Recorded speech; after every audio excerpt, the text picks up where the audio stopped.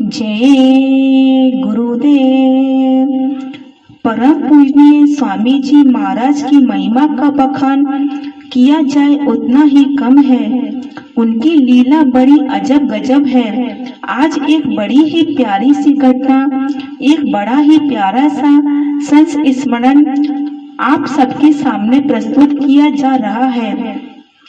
गुरु की दया क्या चीज होती है, इस व्याख्या को सुनकर यह हमें जानने को मिलेगा। ग्राम सिखरना, जिला इटावा के श्री कैलाश सिंह, उन्होंने अपनी आप बीती सुनाई। प्रेमियों, उन्होंने बतलाया कि 14 नवंबर सन 1981 को परम पूजनीय स्वामी जी महाराज का काफिला इटावा पहुंचने वाला था और मेरी बड़ी इच्छा थी कि मैं काफिले का दर्शन करूं, लेकिन मेरी आर्थिक हालत अच्छी नहीं थी, तो आर्थिक अभाव में मैं किसी सवारी का सहारा नहीं ले सकता था। तो इसलिए 13 नवंबर को मैंने पद यात्रा करने की सोची। तो मेरे दो छोटे छोटे बच्चे थे, एक 12 साल की लड़की और एक 10 साल का लड़का।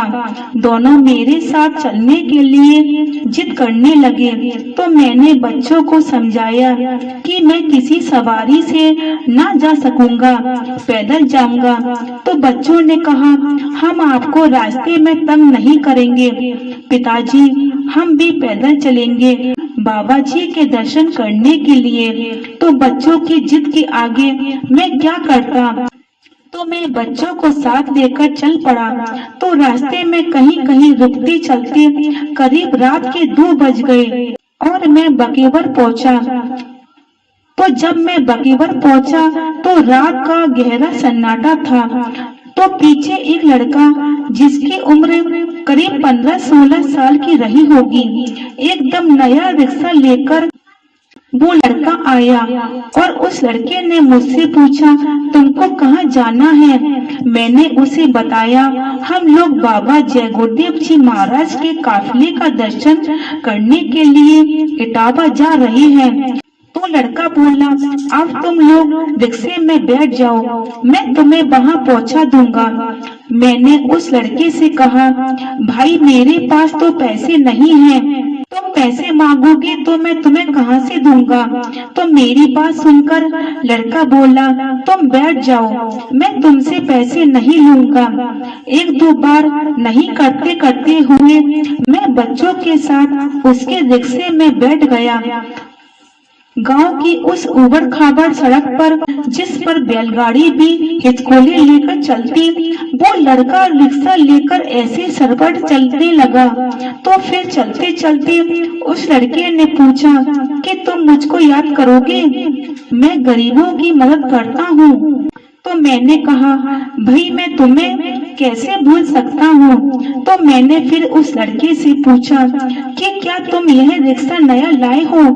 तो लड़का बोला, हाँ, यह रिक्शा आगरे से मंगाया है, यहाँ थाने पर दरोगा जी को छोड़ने आया था। तो दरोगा जी ने मुझको रोक लिया था, लेकिन मैं अब उधर से चला आया।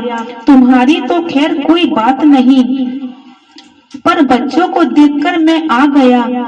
तो फिर ऐसे चलते चलते सवेरे 6 बजे के करीब रिक्शा इटावा पहुंच गया। तो जब हम इटावा पहुंच गए तो फिर लड़के ने कहा कि अब तुम लोग चली जाओ, मुझे रिक्शा जमा करवाना है। तो मैं बच्चों को साथ लेकर रिक्शे से उतरा और फिर काफिले के दर्शन के लिए रवाना हो गया। काफिले के दर्शन करने के बाद फिर जब मैं वापस घर लौट रहा था तो बकेरपुर पहुंचते पहुंचते मुझे रात हो गई। तो थाने पर दरोगा जी और 2-3 कांस्टेबल बैठे हुए थे। तो मुझे देखकर दरोगा जी ने मुझे रोका और पूछा, तुम कहाँ से आ रहे हो?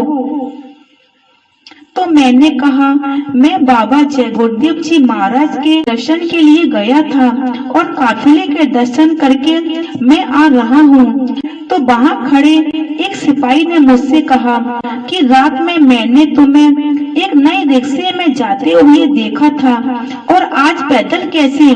तो मैंने कहा, हाँ, वो रिक्शा वाला दरोगा जी को छोड़ने आया था। जब वो यहाँ लौट रहा था तो उसने मुझे रिक्शे में बैठा लिया था और मैं उस रिक्शे में इटावा पहुँच गया।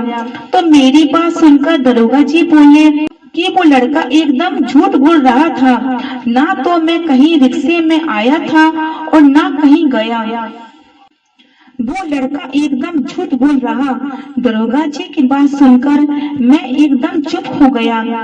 तो मुझे उस लड़के की बात याद आई कि तुम मुझको याद करोगे, मैं गरीबों की मदद करता हूँ। फिर दरोगा जी ने हम लोगों को चाय पिलाकर एक ट्रक में चढ़ाकर विदा किया। लेकिन मुझे बीती रात की वो घटना पूरी आंखों में घूमती रही। उस अंधेरी रात में भी परम पूजनीय स्वामी जी की निगाह में मैं और मेरे दोनों बच्चे और परम पूजनीय स्वामी जी महाराज किस प्रकार एक रिक्शे वाले के रूप में हमारे लिए वहां आए थे। उस रात सुनसान सड़क पर तो बड़ी ही निराली सद्गुरु की महिमा है। उनकी महिमा का बखान शब्दों में नहीं किया जा सकता। सब धरती कागज करूं, लेखनी सब बन रहा है। सात समुंदर की मसी करूं, गुरु गुण लिखा न जाए। यह बात बिल्कुल सत्य है।